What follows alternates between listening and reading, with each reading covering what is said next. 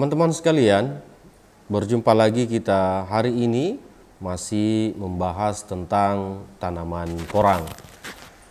Pada tanggal 14 kemarin kita sudah membuat atau membacakan surat terbuka untuk Presiden Republik Indonesia, Insinyur Joko Widodo.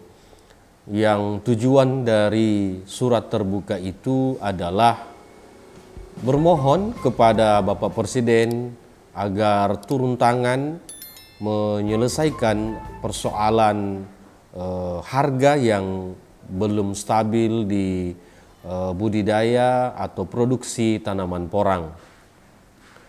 Melihat tanggapan dari teman-teman dan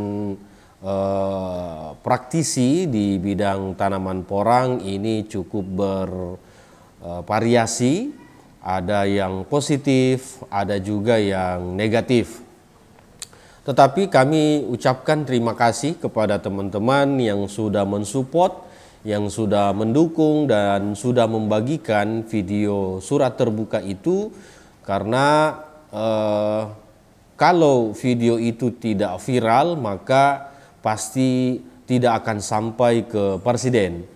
Tetapi jika video itu viral, maka insya Allah kita berharap Presiden akan turun tangan langsung memberikan solusi agar semua petani porang di Indonesia mendapatkan keadilan harga seperti yang kita harapkan. Teman-teman sekalian, surat terbuka ini bertujuan murni-murninya adalah bagaimana supaya petani porang ini tetap berkelanjutan ke depannya. Karena kita melihat komentar, kritikan yang terbangun pada grup-grup Facebook ataupun WhatsApp, yang mana di situ sudah banyak teman-teman yang merasa tertipu atau diprank dengan para penjual-penjual bibit, para yang sudah mensosialisasikan porang pada tahun 2020-2021 kemarin, sehingga mereka juga terpanggil untuk berbudidaya tanaman porang, yang pada akhirnya kita melihat ada penurunan harga yang cukup signifikan di tahun 2022 ini, sehingga muncullah gejolak yang sama-sama tidak kita harapkan. Teman-teman sekalian, kemarin tanggal 15 Mei 2022 saya sudah dikonfirmasi salah satu pejabat dari Direktorat Tanaman Pangan, yang mana mereka mengkonfirmasi dan menjelaskan tentang apa-apa yang sudah dilakukan oleh Kementerian Pertanian, khususnya di Direktorat PPHTB, yang sudah berbuat banyak, termasuk juga sudah berkoordinasi dengan Kementerian Perdagangan, Kementerian Perindustrian untuk masa depan dan hilirisasi porang di Indonesia. Teman-teman, pada penjelasan itu dia menjelaskan bahwa untuk market Indonesia memang belum bisa kita ambil sepenuhnya, karena kadar glukomanan yang dibutuhkan oleh pabrikan makanan ataupun kosmetik dan farmasi di Indonesia ini rata-rata mereka membutuhkan kadar glukomanan kemurnian 90%.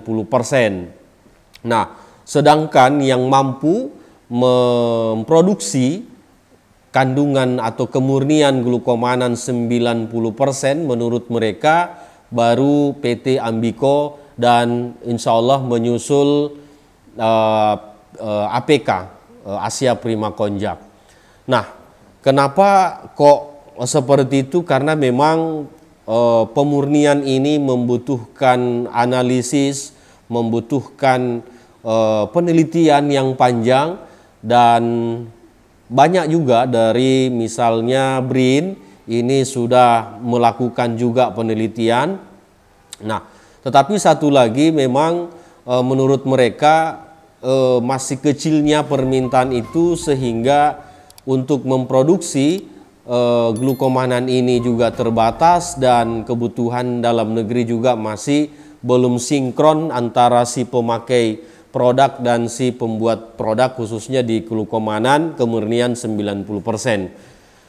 Mereka berjanji terus akan mensosialisasikan bagaimana glukomanan ini betul-betul dikenal oleh pabrikan, para UMKM dan masyarakat konsumen pada umumnya, agar glukomanan ini dapat dikonsumsi di dalam negeri, sehingga masyarakat ataupun petani porang ini nantinya bisa terus berbudidaya, karena tidak berpatokan lagi misalnya harus ekspor ke China atau ke Jepang.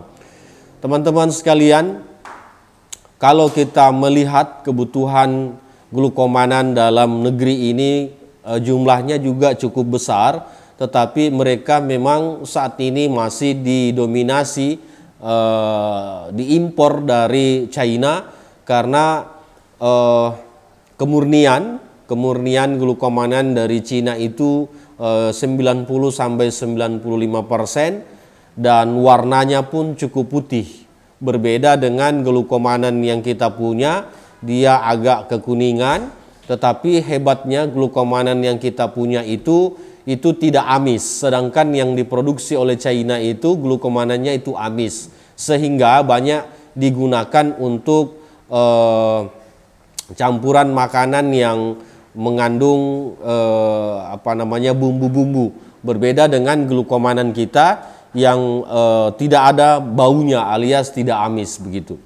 Nah, kolaborasi sebenarnya dari Kementerian Pertanian, Kementerian Perdagangan, dan terkhusus lagi Kementerian Investasi, kalau kita melihat bahwa budidaya porang ini juga membutuhkan hilirisasi yang cukup besar.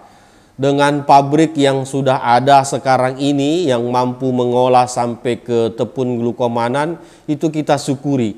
Tetapi saya kira itu masih cukup kurang ketika dibandingkan dengan jumlah lahan atau jumlah tanaman yang sudah tertanam di tahun 2022 ini.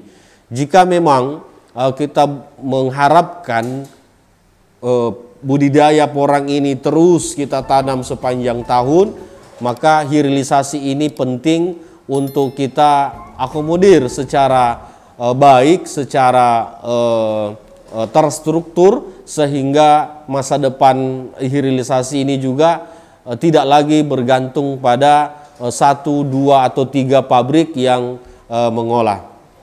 Teman-teman sekalian, kami dalam beberapa hari ke depan juga akan merilis harga yang pabrik buka di Jawa Timur. Itu ada PT Mareva di sana yang sudah mengambil ancang-ancang untuk membuka pembelian, tetapi menurut informasi ini harganya juga masih cukup rendah dibanding dengan harga tahun lalu. Nah, mungkin teman-teman yang berada di sekitaran Nganjuk dan sekitarnya itu bisa mengkonfirmasi, karena menurut informasi sudah akan mengeluarkan PO atau pembelian kepada petani.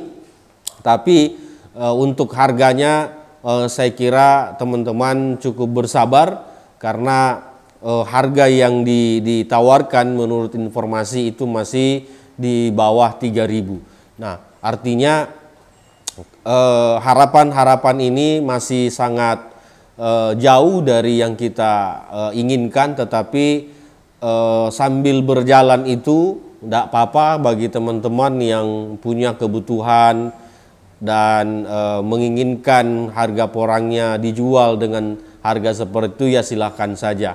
Pada prinsipnya kami masih menunggu jawaban dari Presiden agar surat terbuka yang kemarin kita sudah sampaikan itu ditanggapi dan dicarikan jalan keluar.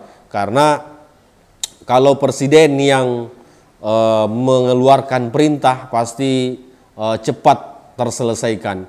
Karena kalau hanya berharap ke pabrik ini masih agak susah, karena menurut informasi dari Balai Karantina Pertanian, jawaban GACC belum ada, dan menurut informasi dari pabrik kemungkinan bulan 7, bulan 8 baru ada jawaban dari GACC.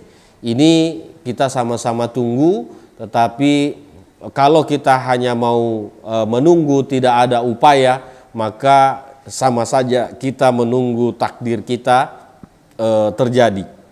Tapi kalau kita ada upaya, ada ikhtiar, minimal kalaupun kita tidak mampu merubah takdir, tapi minimal mengurangi takdir yang jelek ini menjadi lebih baik dibanding dengan takdir yang yang jelek tadi. Teman-teman sekalian, harapan terus kita munculkan agar nasib kita petani porang ini dapat diperbaiki. Saya tetap bermohon kepada teman-teman untuk tetap membagikan video terbuka itu, karena ketika sudah viral insya Allah pasti akan ditanggapi langsung oleh Bapak Presiden. Begitu teman-teman, sekian dari saya, salam dari Makassar.